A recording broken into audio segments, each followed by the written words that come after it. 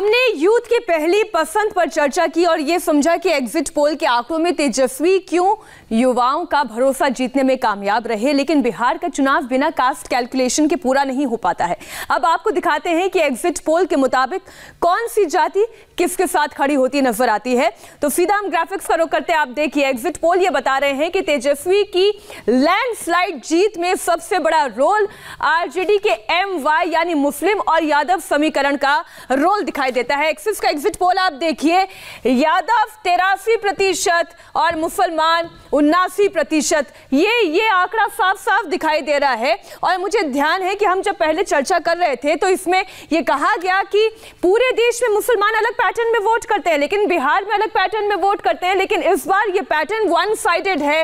यादव और MY समीकरण मुसलमानों के वोट की अगर हम बात करें तो ये तेजस्वी यादव के साथ दिखाई देता है। अब आप अगला देखिए, ये टुडेज चाणक्य का आप देखिए, ये क्या बताता है। महागठबंधन 69 और वहीं NDA के पास केवल 22% वोट और अन्य के खाते में थोड़े बहुत जो इधर उधर छुटपुट। लेकिन आप यहां देखिए, मतलब मेजर डिफरेंस है, जो लैंडस्लाइड डिफरेंस हम कहते हैं वो यहां पर नजर आ रहा है। यादव और मुस्लिम वोटर्स का तेजस्वी के साथ यूनाइटेड होने से बहुत बड़ा फर्क पड़ता है। टुडेज चाणक्य के सर्वे में भी यही दिखाई देता है जो आप ये सर्वे इस वक्त देख रहे हैं। अब अगले ग्राफिक्स की बात करते हैं। टुडेज चाणक्य का तो हमने आपको बता दिया। अब आप देखिए, ये महागठबंधन 80%, तो वहीं NDA के साथ 12%। यहां तो बहुत मेजर डिफरेंस है और यही आपको जो है टोटल एग्जिट पोल के नतीजों में भी दिखाई देता है। एग्जिट पोल में जो लैंडस्लाइड विक्ट्री दिखाई देती है अगर तेजस्वी यादव की, तो उसका सबसे बड़ा रीजन यही है कि जो मुसलमान वोटर्स की पहली पसंद तेजस्वी यादव है, वो चेहरा जो नीतीश कुमार या वो चेहरा जो NDA को धूल चटा सके, उस चेहरे के साथ खड़ा हुआ मुसलमान वोटर नजर आया है। अब अगले ग्राफिक्स की तरफ भी हम एक बार नजर डाल देते हैं। सवर्ण वोटर्स की बात करने वाले हैं।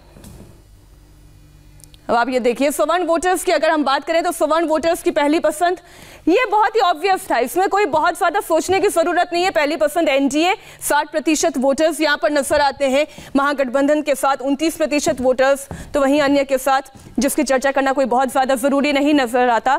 और वहीं बिहार में हार जीत का दारोमदार क्योंकि कास्ट कैलकुलेशन पर निर्भर करता है, इसलिए अगर हम बाकी कास्ट कैलकुलेशन की अगर बात करें तो 80 सीटों पर यादव और मुस्लिम वोटर्स डिसाइडिंग फैक्टर्स के तौर पर थे। 60 सीटें ऐसी थी जहां पर ब्राह्मण, राजपूत, भूमिहार, वैश्य जाति यानी सवर्ण सीटों के सवर्ण जातियों की बात कर रहे हैं। उसके अलावा 35 सीटें ऐसी थी जहां पर कुर्मी, कुशवाहा, महादलित डिसाइडिंग फैक्टर के तौर पर नजर आते हैं। तो अब आप ये देखिए, बिहार में यादव और मुस्लिम की आबादी करीब 30% है और एग्जिट पोल का आंकड़ा ये बता रहा है कि पूरा का पूरा वोट बैंक महागठबंधन के साथ चला गया है। ये समीकरण हर कैलकुलेशन पर भारी पड़ गया है।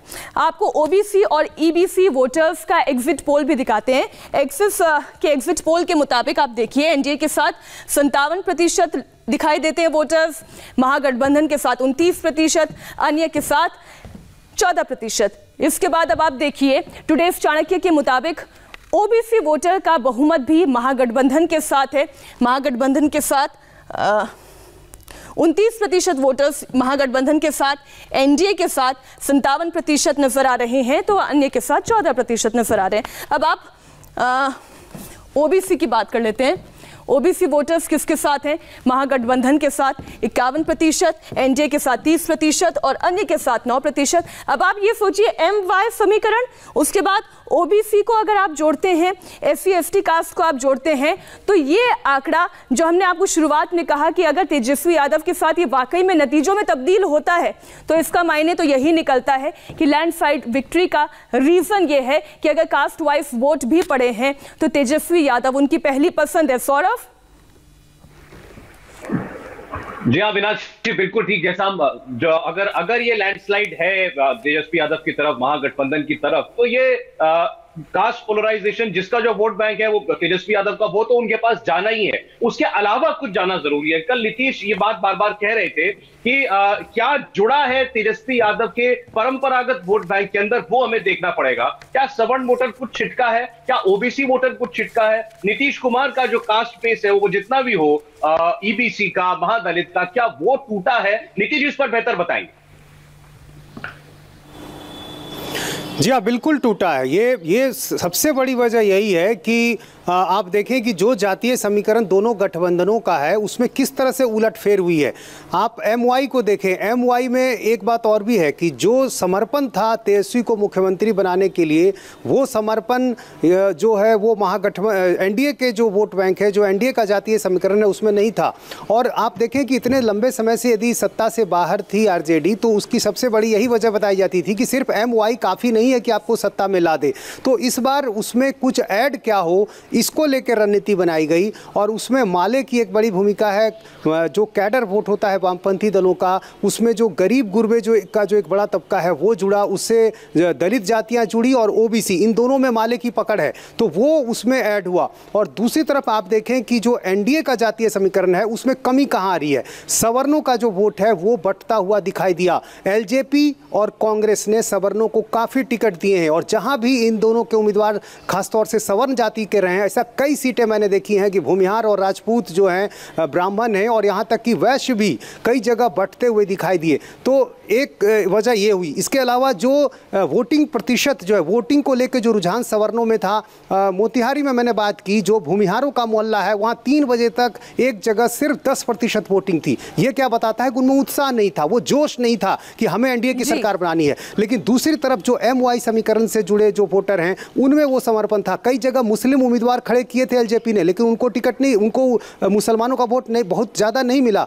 वो इसलिए नहीं मिला क्योंकि वो तेजस्वी को मुख्यमंत्री बनाना चाहते थे। मैं कल महुआ में था, अमित मैं दोबारा लौटूंगी आपके पास, लेकिन एक और चीज मैं अजय आपसे जानना चाहती हूँ कि क्या ये जो एग्जिट पोल में जातीय समीकरण दिखाई दे रहे हैं, जिस तरफ नीतीश भी कह रहे हैं कि कुछ ऐड हुआ है और नीतीश के पास से कुछ घट के गया है, बीजेपी और जेडीयू क्या वाकई में ऑन ग्राउंड इंटैक्ट नजर आ रहे थे? क्योंकि एक बयान हमने हाल के दिनों में देखा, डिप्टी सीएम सुशील मोदी खुद भागलपुर से जेडीयू के सांसद मंडल के लिए ये कहते हैं कि भाई यहाँ तो हमारे लोग ही हमारे उम्मीदवार को हराने में जुटे हुए हैं।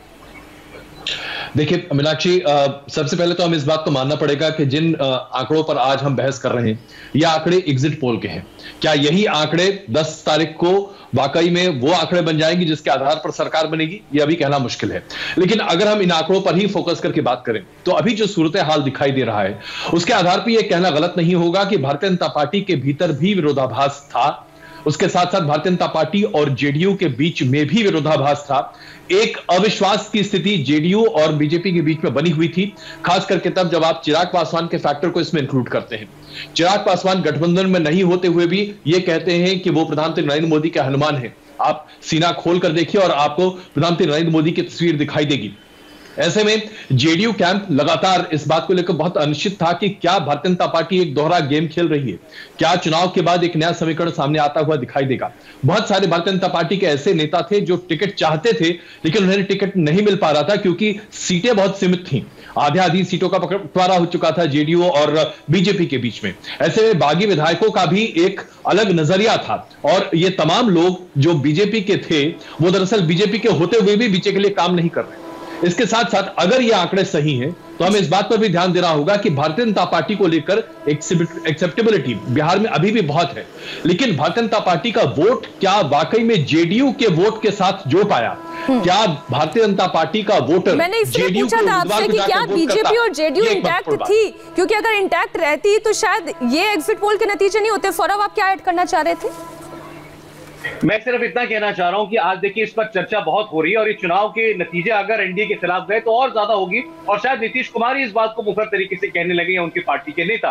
कहीं बीजेपी का गेम प्लान ये तो नहीं था कि कोई ऑप्शन नहीं है इसलिए नीतीश कुमार तो मजबूरी है। नीतीश कुमार को चेहरा भी उनको पहले ही मानना पड़ा, ये बयान देना पड़ा कि चाहे नीतीश की कम सीटें आए मुख्यमंत्री वो होंगे। ये तो मजबूरी समझ में आती है क्योंकि आपको वहां पर एक पार्टनर चाहिए। और लेकिन सवाल ये है कि क्या बीजेपी ये चाह रही थी कि सरकार तो एनडीए की बन जाए लेकिन नीतीश के नंबर कम हो जाएं और नीतीश के नंबर इतने कम हो जाएं कि उनके साथ जीत के बाद बार्गेन किया जा सके मुख्यमंत्री के चेहरे पर, या एक ऐसी सरकार चलाई जा सके जिसमें नीतीश कुमार उतने ताकतवर या उतने प्रभावी न हो। इसीलिए चिराग पासवान को खड़ा किया गया और चिराग पासवान ने काफी नुकसान किया है, कम से कम ये एग्जिट पोल ऐसा बताते हैं। तो कहीं ये बीजेपी की चाल बीजेपी के ऊपर तो उल्टी नहीं पड़ गई, ये देखना पड़ेगा।